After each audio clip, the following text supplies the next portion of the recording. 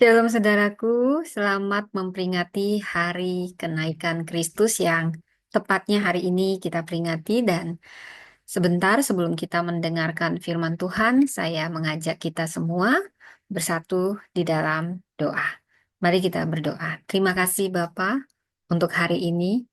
Kami ada sampai saat ini semua karena anugerah-Mu, semua karena kebaikan-Mu. Dan saat ini Tuhan, hamba-Mu akan memberitakan kebenaran firman-Mu, di mana kami saat ini memperingati kenaikan Kristus. Roh Kudus, ambil alih hamba-Mu berbicara dari awal hingga akhir. Engkau yang memberi hamba hikmat, otoritas, wibawa ilahi, dan hanya kebenaran firman Allah yang diberitakan. Ada pewahyuan, bahkan saat firman diberitakan tidak ada firman yang kembali sia-sia, tetapi meneguhkan kami. Kami bukan hanya pendengar, tapi pelaku. Tolong Roh Kudus sembunyikan hamba di balik kuasa salib-Mu, hanya nama Tuhan yang ditinggikan. Dan bicara pribadi lepas pribadi, Roh Kudus, kami juga merendahkan hati kami di hadapan-Mu. Tolong kami mau mematahkan segala kuasa yang mencoba mengganggu pemberitaan firman Allah, dihancurkan, dipatahkan di dalam nama Tuhan Yesus. Biar Kau tutup bungkus tempat ini dengan kuasa darah Kristus. Biar kami menyiapkan hati kami seperti tanah yang subur. Berfirmanlah Tuhan, di dalam nama Yesus kami siap mendengar. Amin. Shalom. Shalom semuanya. Selamat hari memperingati hari kebangkitan. Bukan kebangkitan. Hari kenaikan Tuhan Yesus ya saudara, tepatnya hari ini hari Kamis. Saudara, firman Tuhan hari ini saya beri judul Langit Terbuka, Dunia Dipanggil. Wow, kita akan mempelajari 4 makna dan tujuan dari kenaikan Kristus. Bagaimana langit terbuka ketika Yesus naik. Baik saudara, sebelumnya saya mau memberi pantun saudara ya, supaya semangat dulu mendengar pemberitaan firman Allah saudara. Saya kasih pantun ini, saya buat khusus untuk Anda semua ya saudara ya. Nah, bunyinya demikian. Terbit mentari sinar pagi. Embun menetes di daun yang basah. Langit terbuka, bukan sekedar janji, tapi panggilan ilahi penuh anugerah. Burung gereja berkicau ramah, menyambut pagi dengan damai sejuk. Yesus naik ke surga, tak pergi jauh sudah. Justru mengutus kita dengan penuh sukacita teguh. Amin. Saudara, baik saudara, mari kita angkat firman Tuhan. Alkitab adalah firman Allah yang hidup, bukan sekedar berisi firman Allah, tetapi firman Allah yang hidup. Mari kita deklarasikan. Bahkan saya sangat mengapresiasi Anda yang masih membawa Alkitab, apalagi yang makin tebel gini saudara ya. Ya, mari angkat, mau Alkitab, mau handphone suci, mari kita katakan, aku percaya Alkitab adalah firman Allah yang menuntun hidupku, memberkatiku, menjadi saluran berkat, hidup yang berkemenangan, menuju kemenangan. Amin, amin, amin. Saudara, kita buka dari Kisah Para Rasul pasal 1 ayat 6 sampai ayat yang ke-11 ya. Ya, mungkin saya lihat lagi ya, Kisah Para Rasul. Saudara bisa buka dan kita menghormati firman Tuhan. Kita akan membacanya berresponsoria. Kisah Para Rasul 1 ayat 6 sampai dengan 11 ya. Demikian firman Tuhan, saudaraku. Yesus diangkat ke surga. Lalu ketika berkumpul, mereka bertanya kepadanya, Tuhan, maukah engkau pada masa ini memulihkan kerajaan bagi Israel? Jawabnya kepada mereka, kamu tidak perlu mengetahui masa dan waktu yang ditetapkan Bapa sendiri menurut kuasanya, tetapi kamu akan menerima kuasa bila mana Roh Kudus turun ke atas kamu, dan kamu akan menjadi saksi-saksiku di Yerusalem, di seluruh Yudea dan Samaria, dan sampai ke ujung bumi. Sesudah ia mengatakan demikian, terangkatlah ia disaksikan oleh mereka, dan awan menutupnya dari pandangan mereka. Ketika mereka sedang menatap ke langit waktu ia naik itu, tiba-tiba berdirilah dua orang yang berpakaian putih di dekat mereka dan berkata kepada mereka, "Hai orang-orang Galilea, mengapakah kamu berdiri melihat ke langit? Yesus ini yang diangkat ke surga meninggalkan kamu, akan datang kembali dengan cara yang sama seperti kamu melihat dia naik ke surga." Wow, saudara, ini luar biasa, saudara. Hari ini kita merenungkan sebuah momen penting, saudara, dalam sejarah iman. Karena tanpa ada yang namanya kenaikan, maka tidak ada gunanya kebangkitan, saudara. Kebangkitan tanpa kelahiran tidak mungkin ada kematian. Tanpa kematian tidak mungkin ada kebangkitan. Tanpa kebangkitan tidak mungkin ada kenaikan. Ya, saudara. Jadi kita sedang memperingati momen penting. Ya, ini momennya sangat penting sekali, saudara ya. Nah, ini momen penting dalam sejarah iman, saudara ya.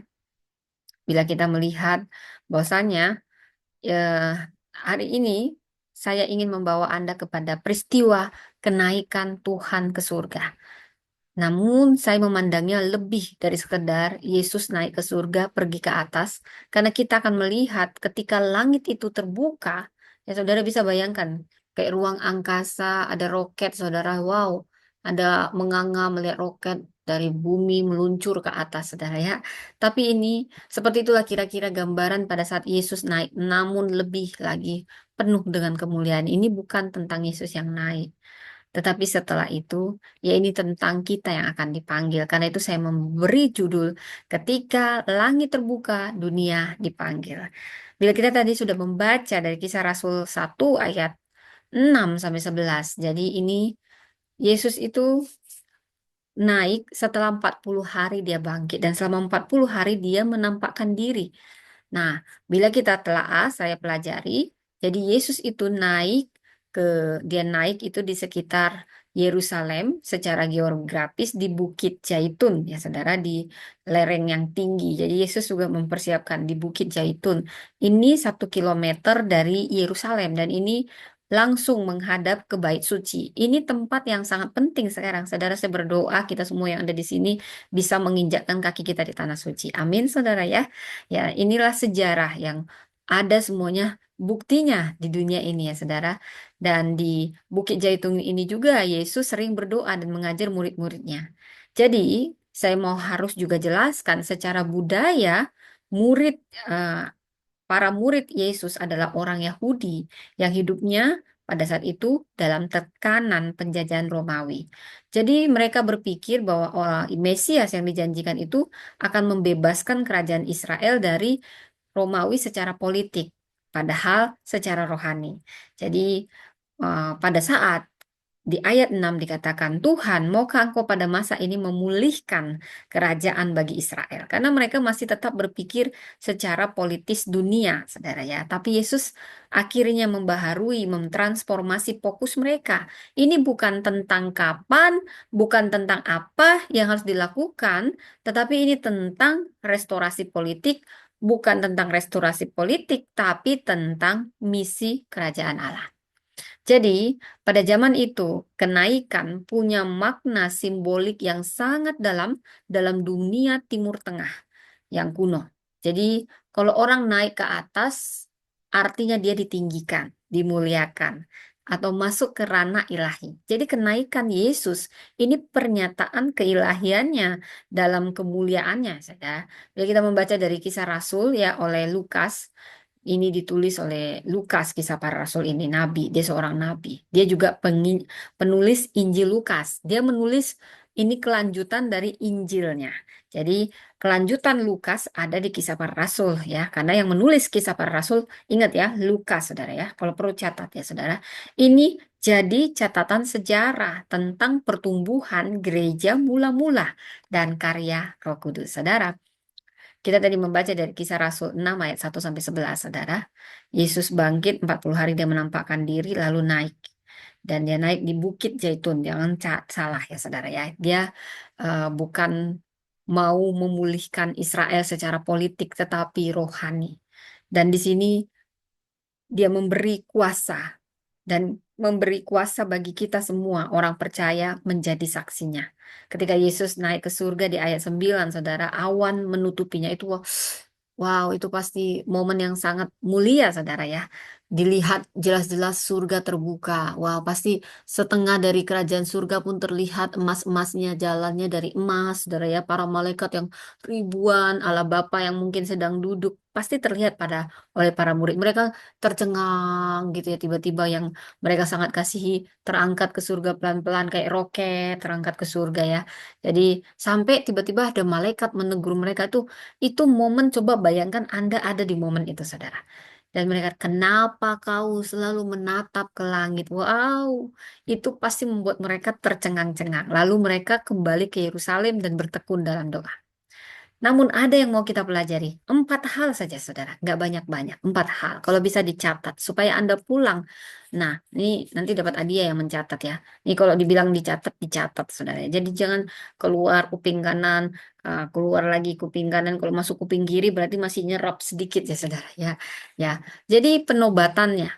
Kenapa Yesus harus naik ke surga? Pertama, sama ini sebagai penobatan sebagai raja dan imam agung yang sudah mengalahkan maut dan sudah membayar dosa kita. Kuncinya di ayat 9a, sesudah ia mengatakan semua itu, terangkatlah ia disaksikan oleh mereka. Ini memang bukan hanya sekedar momen perpisahan, saudara, lebih dari situ. Bila kita membaca kenaikan Yesus ini, mungkin kita akan membayangkannya sebagai sebuah perpisahan yang haru ya, saudara ya. Benar, perpisahan itu nggak enak, saudara ya. Tapi dia mengucapkan salam terakhir dan kemudian meninggalkan dunia. Bila kita memperhatikan kata-kata yang dipakai di ayat ini, ia terangkat. Ini bukan sekedar pergi, saudara. Bukan hanya meninggalkan, tetapi terangkat. Ini bukan perpisahan biasa. Ini penobatan surgawi. Yesus naik. Ini bukan karena lelah, bukan karena tugasnya sudah selesai, seperti manusia, dia sudah pensiun. Tidak, tidak, tidak. Ini naik karena tahtanya telah disiapkan. Dia sudah menang. Dia bukan pensiun, tapi naik tahta. Sehingga dia perlu naik ke surga karena dia berasal dari surga. Dan dia mau menikmati momen penobatannya sebagai raja atas segala raja dan iman agung. Dia adalah imam besar yang turut merasakan kita. Nah, seperti saudara mungkin setelah pemilu saudara terpilihlah ya presiden yang terbaik, lalu masuklah kepada pelantikan, saudara. Nah, bayangkan bagaimana momen pelantikan seorang presiden. Kita baru saja memperingati pemilu, saudara. Setelah terpilih, hore, hore, ada nyanyi-nyanyi, siapa yang pilihannya ya, pokoknya siapa menang. Nah, saat dia naik ke podium, pelantikan di hadapan rakyat dan para pejabat negara, itu bukan momen pensiun, itu bukan momen selesai, justru itu bukan akhir dari perjalanan, justru itu awal dari mandat kekuasaan yang penuh tanggung jawab, saudara. Di mana pada saat presiden kita dinobatkan, maka itu semua dinobatkan di atas kamera, ada rakyat dan seluruh bangsa. Lalu dia diberi otoritas secara resmi, disaksikan ya untuk memimpin negeri ini. Demikian juga dengan Yesus. Saat dia terangkat ke surga, ini momen pelantikan, saudara. Ya, bukan hanya disaksikan oleh para murid, tetapi juga bala tentara surgawi. Langit bersorak, bukan karena Yesus kembali, tetapi karena Yesus diangkat sebagai raja dan iman agung. Jadi, makna teologisnya, Yesus terangkat adalah raja. Dia diangkat sebagai raja yang berkuasa dan imam yang membela. Sebagai raja, Yesus sekarang memerintah di sebelah kanan Allah Bapa. Dia punya otoritas atas segala kuasa di bumi dan di surga. Jadi jangan takut lagi menghadapi dunia, karena raja kita sudah duduk di atas tahta. Dan sebagai imam agung, Yesus akan menjadi perantara bagi kita membawa nama kita di hadapan Bapa setiap hari. Seperti yang dikatakan di Ibrani 7 ayat 25, ia hidup senantiasa menjadi pengantara mereka. Jadi saat kita berdoa, kita tidak datang dengan kekuatan sendiri, tapi ada imam agung yang menyebut nama kita di hadapannya. Jadi dari sini kita bisa mengaplikasikan agar kita hidup di bawah pemerintahan Yesus. Artinya apa? Artinya hidup kita bukan tanpa arah, kita hidup di bawah pemerintahan raja yang tidak akan digulingkan. Kita punya pemimpin tertinggi yang tidak pernah tertidur. tidak pernah korup dan tidak pernah meninggalkan rakyatnya. Dan saat kita, saudara, ada rasanya intimidasi, merasa tidak layak, penuh kesalahan, sadarilah bahwa Imam Agung kita tidak pernah berhenti membela dan memperjuangkan kita. Dan nama kita terukir di tangannya. Jadi saat kita memperingati kenaikan Kristus, jangan melihatnya sebagai perpisahan, tapi sebagai penobatan. Langit menyambutnya sebagai raja yang menang, surga menyambutnya sebagai imam agung yang setia, dan saat kita umatnya, kita boleh hidup dalam pengharapan dan otoritas karena Tuhan memerintah dan membela kita hari ini.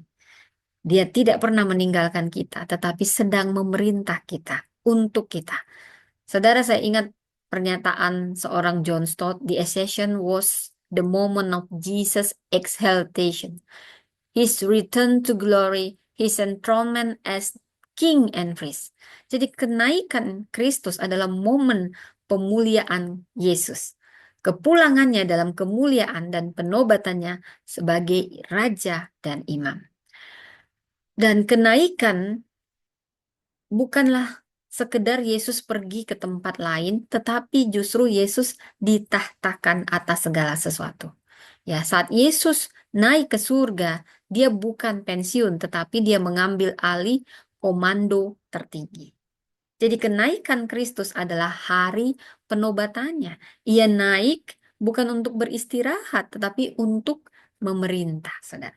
Bila kita membaca dari Ibrani 7 ayat 25, saudara, dikatakan karena ia sanggup untuk menyelamatkan dengan sempurna semua orang yang oleh dia datang kepada Allah, sebab ia hidup senantiasa untuk menjadi pengantara mereka, saudara. Dan bila kita membaca dari Filipi 2 ayat 9 sampai 11 juga dikatakan itulah sebabnya Allah sangat meninggikan dia dan mengaruniakan kepadanya nama di atas segala nama supaya dalam nama Yesus bertekuk lutut segala yang ada di langit dan yang ada di bumi dan yang ada di bawah bumi. Tuhan berkata kepada Tuanku, duduklah di sebelah kananku sampai kubuat musuh-musuhmu menjadi tumpuan kakimu. Mazmur 110 ayat 1, saudara. Dan yang kedua, apa tujuan Yesus harus naik ke surga? Anda harus tahu, menyediakan tempat bagi orang percaya. Bila kita membaca dari Kisah Rasul 1 ayat 11, bahkan juga di rumah Bapakku ada banyak tempat tinggal yang diutarakan Yesus di Yohanes 14 ayat 2 sampai 3. Di rumah Bapakku banyak tempat tinggal. Jika tidak demikian, tentu aku mengatakannya kepadamu sebab aku pergi untuk menyediakan tempat bagimu, dan apabila aku telah pergi ke situ dan menyediakan tempat bagimu, dan aku akan datang kembali dan membawa kamu ke tempatku supaya di tempat di mana aku berada, kamu pun berada. Yohanes 14 ayat 2 sampai 3.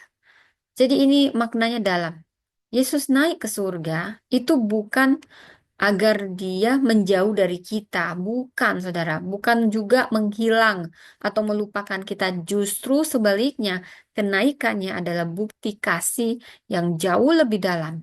Karena Tuhan sedang mempersiapkan sesuatu, bukan sembarang sesuatu, tapi rumah kekal, tempat penuh kemuliaan dan sukacita abadi bagi kita semua yang percaya kepadanya.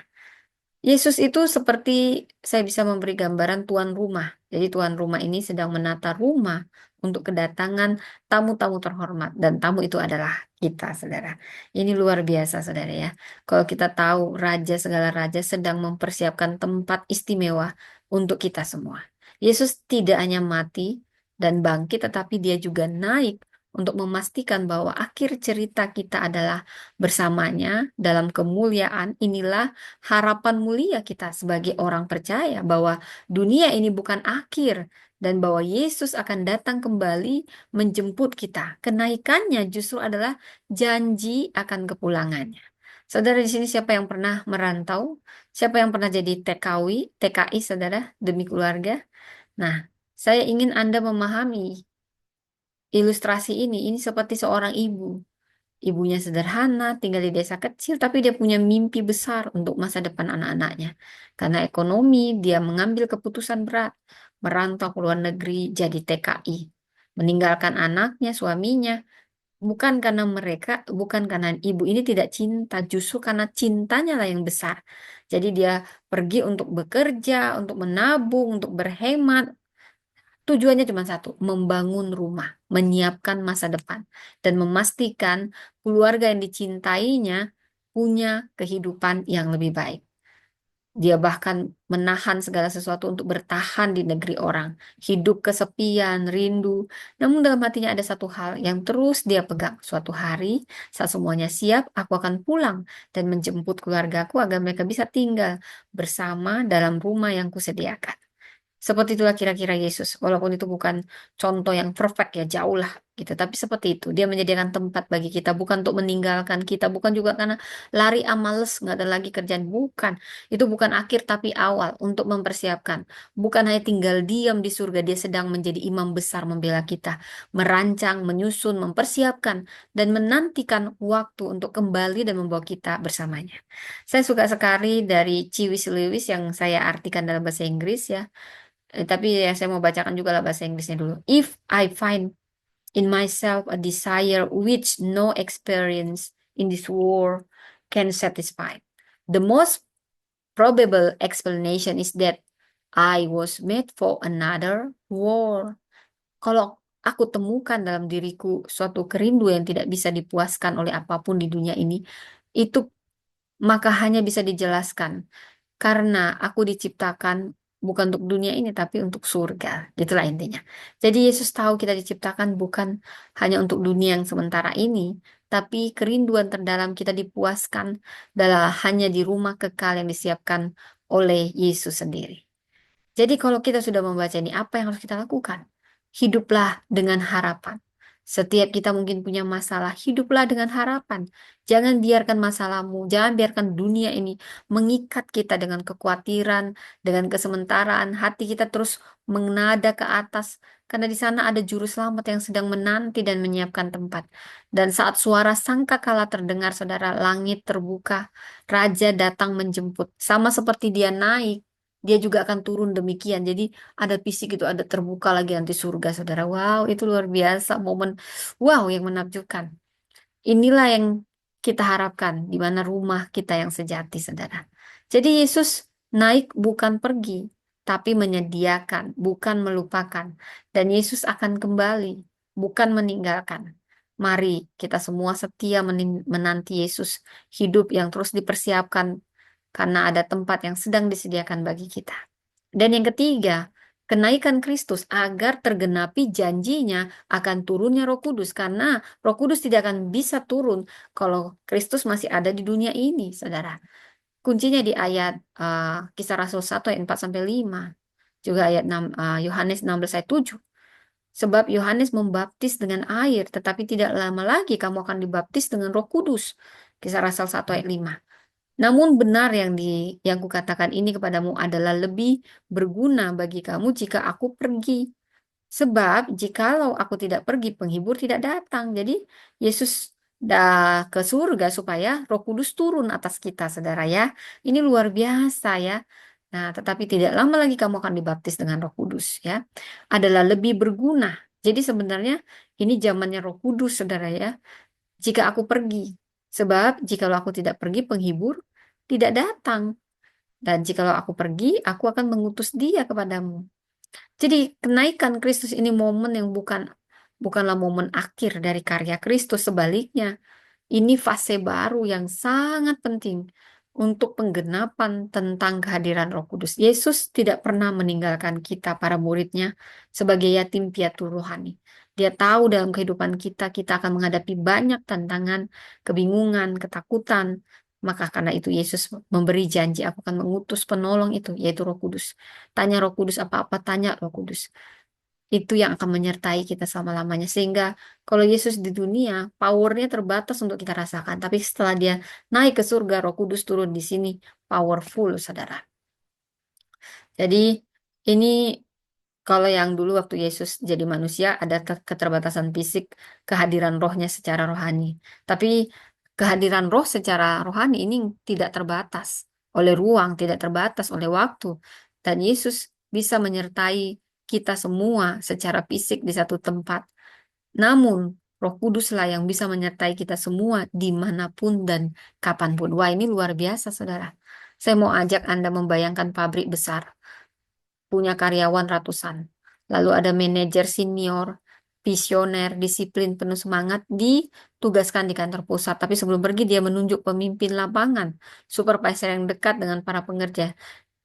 Orang ini bukan hanya tahu SOP, tapi setiap nama karyawan ya tahu siapa yang sedang berjuang, ya, saudara ya.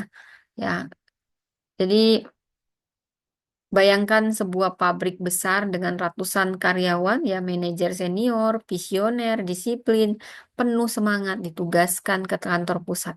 Tapi sebelum pergi dia menunjuk seorang pemimpin yang penuh semangat ya. Ini eh, seorang pemimpin yang butuh semangat, siapa yang bisa naik level? Orang yang bersemangat akan naik level. Karena dia akan membimbing langsung, inilah Yesus.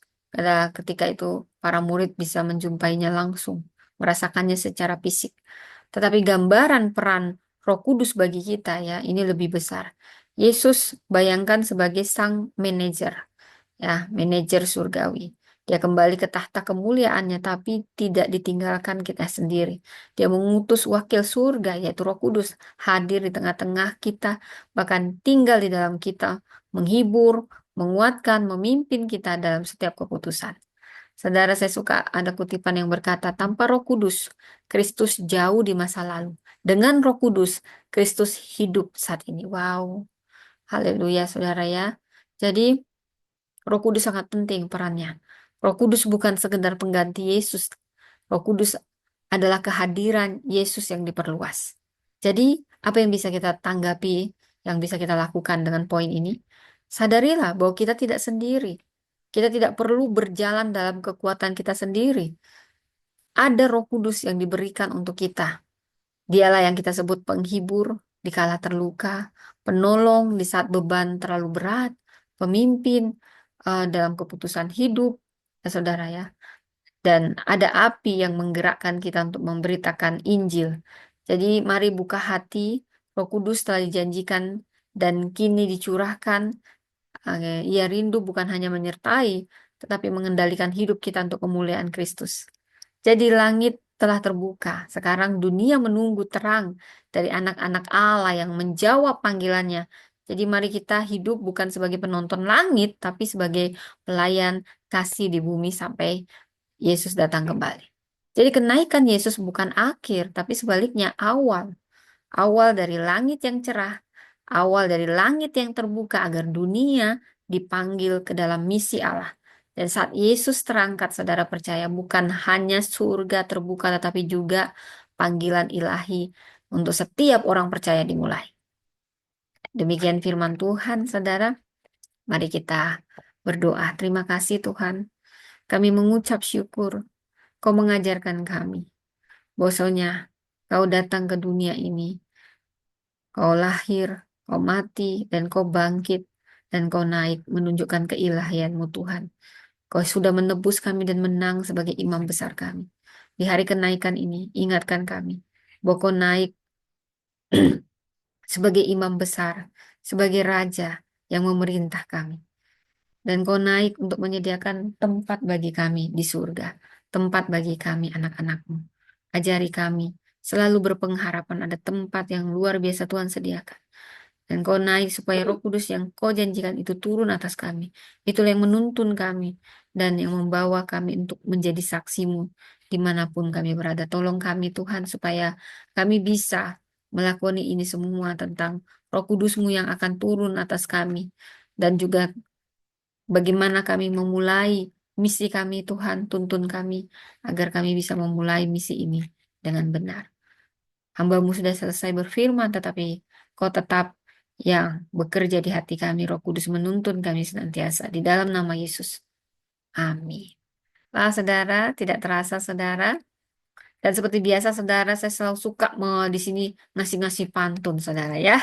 Tapi saya ingin saudara bilang cakep gitu supaya semangat gitu ya, saudara ya. Soalnya ini pantunnya 1000 hari saya menjadikan pantun ini baru jadi pantun, saudara.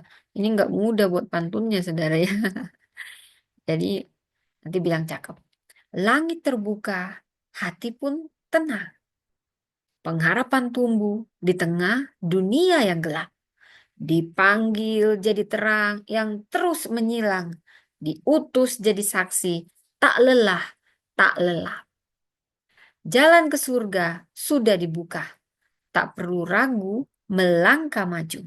Tuhan yang naik itu setia menjaga. Sampai kita pulang dan bertemu wajahnya yang kudus.